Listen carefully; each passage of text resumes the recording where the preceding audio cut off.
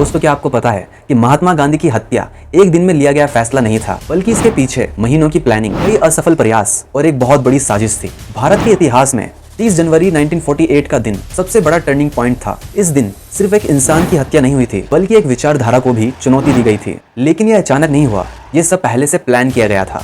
And who was this infamous Nathuram Godse? Let's tell you the story. और जिस प्रकार एक हारा हुआ जुआरी दांव पर दांव लगाता चला जाता है, उसी प्रकार गांधी जी भी दांव पर दांव लगाते चले।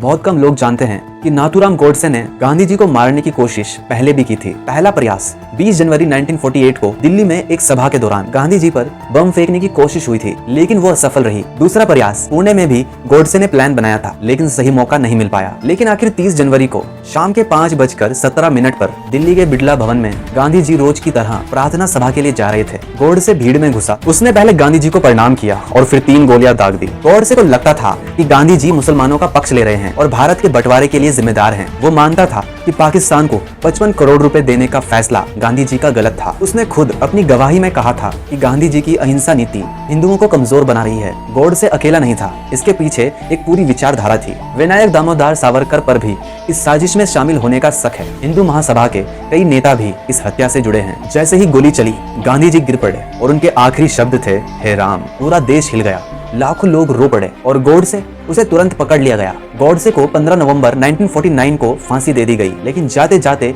उसने एक सवाल छोड़ा। फांसी से पहले गोडसे ने कहा, अगर कोई मुझसे कहे कि मैं दोबारा जन्म लूं और फिर वही करूं जो मैंने किया, तो मैं बिना हिचकिचाए गांधी की हत्या दोबारा करूंगा। तो अब सवाल आपसे है, क्या गोडसे एक देशभक्त था जिसने अपने हिसाब से देश को बचाने की कोशिश की, या फिर एक आतंकवादी जिसने एक राष्ट्रपिता की हत्या कर दी? कमेंट में अपनी राय बताइए और ऐसी ही अनसुनी कहानियों के लिए वन स्टॉप चैनल को सब्सक्राइब कर लीजिए। मिलते हैं अगले वीडियो में, तब तक के लिए बहुत बहुत धन्यवाद।